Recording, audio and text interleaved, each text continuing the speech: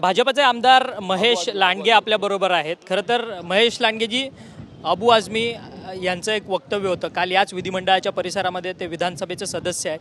त्यांनी वक्तव्य केलं की औरंगजेब हा कुशल प्रशासक होता आणि संभाजी महाराजांनी कधी धर्माच्या संदर्भात कोणतीही लढाई लढली नव्हती। खरं तर या सगळ्या वक्तव्यामुळे गदारोळ संपूर्ण राज्यामध्ये निर्माण झाला। ठिकठिकाणी आंदोलनंसुद्धा झाली, गुन्हासुद्धा त्यांच्यावरती नोंद झाला। आज सभागृह देखील त्याच कारणांमुळे तहकूब झालेलं आहे।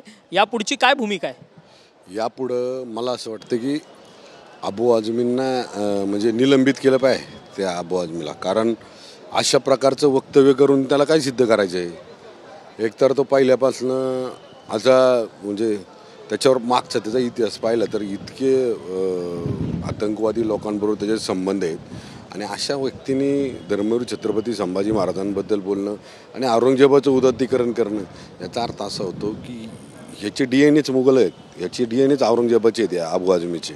त्यामुळं असले नालायक शब्द, असल्या प्रकारचे म्हणजे शब्द आम्हाला तोंडात वाईट येतात अशा प्रकारचं तो वक्तव्य करतो। त्याला जरा जरी वाटलं पाहिजे होतं की आपण ज्या व्यक्तीबद्दल त्या औरंगजेबाबद्दल बोलतोय तो औरंगजेब त्यांनी किती अन्याय या हिंदुस्थानमध्ये केला आहे, किती मंदिरांच्या हिंदू धर्माच्या वाटवण्यासाठी किती म्हणजे अतोनात अन्याय केलेला आहे त्यांनी।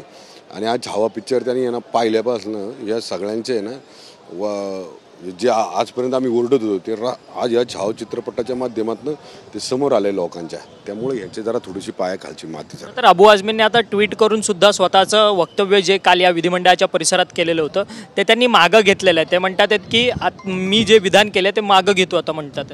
अरे मागं घेतो कशाला? पण तू आता तो खरं आज गावला पाहिजे होता, त्याला आज व्यवस्थित सांगितलं असतं। म्हणजे पहिलं बोलायचं आणि नंतर मागं घ्यायचं। अरे याची लायकी आहे का त्या धर्मवीर संभाजी महाराजांबद्दल बोलायची? याला म्हणजे बेसलेस माणूस एकदम, याला अजिबात म्हणजे राजकीय स्टेटमेंट का वेगळं आणि इथल्या आमच्या अस्मितेवर स्टेटमेंट करणं वेगळं आणि अशा प्रकारचं स्टेटमेंट त्याला शोभत नाही करायला। परंतु सातत्याने महापुरुषांच्या संदर्भात अशी वारंवार अपमानकारक वक्तव्य होतात। त्यात सरकार तुमचं आहे, जवळपास 200हून अधिक आमदार तुमच्या महायुतीच्या सरकारकडे आहे। खरं तर महापुरुषांच्या अपमानाच्या विरोधात एखादा कायदा जो आहे, कडक कायदा, तो शासनाने आणला पाहिजे का असं तुम्हाला वाटतं का? आम्ही त्याच्यासाठीच प्रयत्न करणार आहे आता।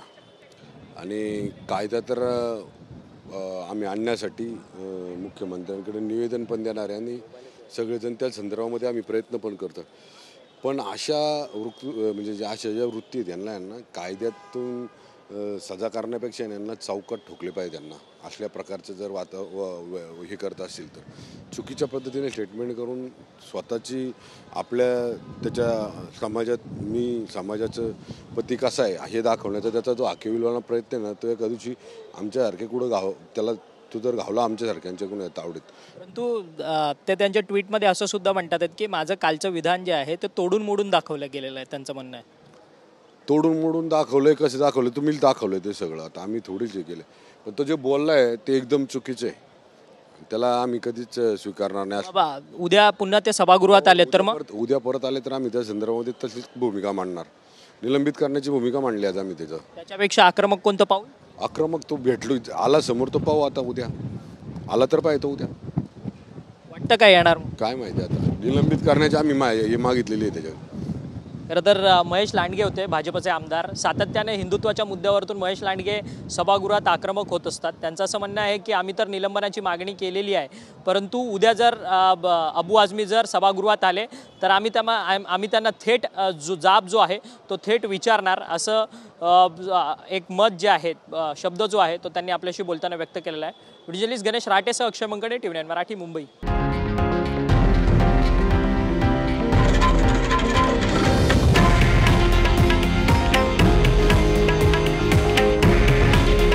हे आहे देशातील नंबर 1 न्यूज नेटवर्क आणि आपण पाहत आहात TV9 मराठी। काळजी तुमची, हित महाराष्ट्राचं।